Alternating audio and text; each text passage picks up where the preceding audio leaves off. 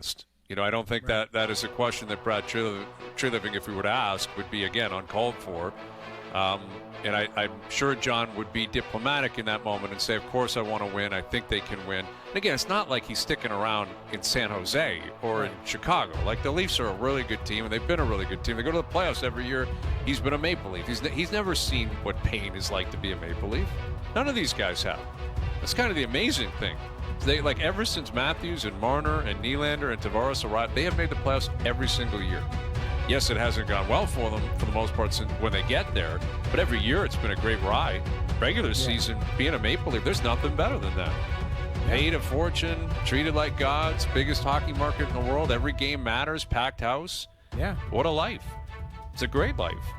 But that's the question. If you're Treliving, how much can you stomach the change, the uncertainty, what could come with that, who's available, who you think you can get, who you can trade for, who you can sign, who you can develop, all that kind of stuff.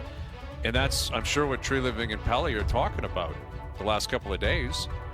But I don't know. I've been saying this since it came to an end. I think safe money's on change. I think safe money's on maybe Marner leaving, and that's right. That's probably safe money. That's probably the right bet.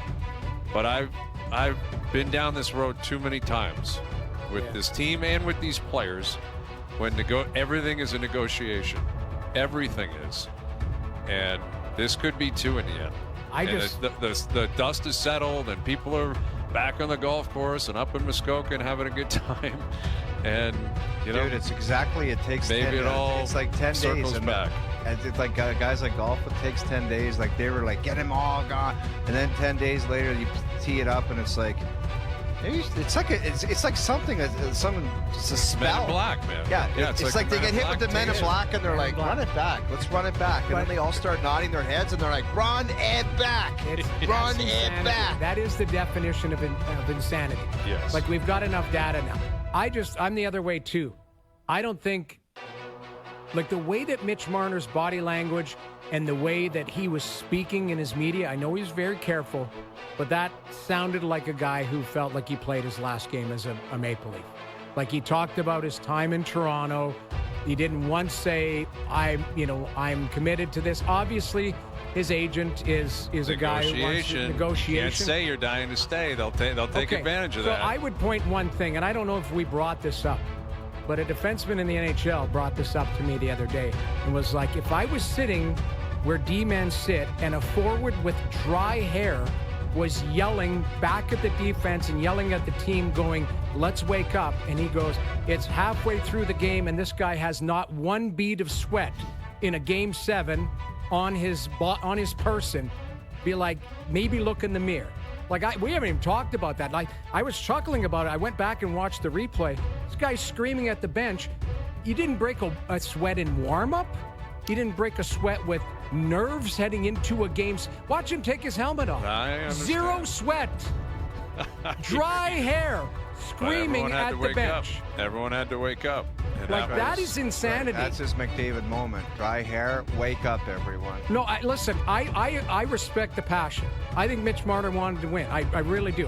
I'm just saying, like, optics.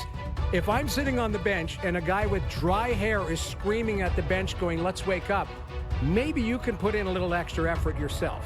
That's the way I look at it. Well, I think that's reasonable across the board. I think it's, again, a true indictment of things when you consider this is even a conversation in a Game 7. But it is, and it was. All right, let me throw a few more likely to happens at you guys. All right? And you tell me where you stand, just to try to get a read on this.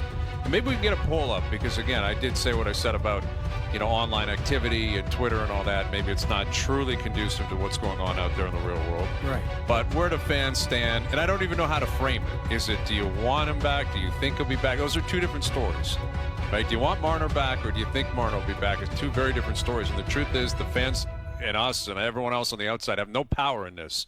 It's Marner first and foremost. He's got to make the call. And the Leafs, right, on whether or not they want to make it happen too, and if so, what it would look like. But let me throw this out to you guys. More likely to happen: Mitch Marner re-signs in Toronto, or Sam Bennett signs in Toronto? Mitch Marner. I say neither. No, You got to pick one. Though. Neither's. It's. I hear you, Marner. but you got to pick one. Yeah. Marner Sam Bennett or is going to be the exact same thing as Reinhardt, where it's going to be the end of the season. Yeah. They either win the cup or they don't. It's going to take about 24 hours, and he's like, I'm not leaving Florida. I'm not leaving this team. Yeah. And they work it out. That's what's going to happen. I think you're probably right. I'm saying Marner. I agree, because I think Sam Bennett will realize. I mean, if he hasn't already, obviously he wants to maximize this contract, but he also has to realize his situation, and he is going to have. Just like Mitch Marner, they're going to have a lot of teams, begging for their services because they're both very good players in their own right, different situations. I watched your Jay hit last night.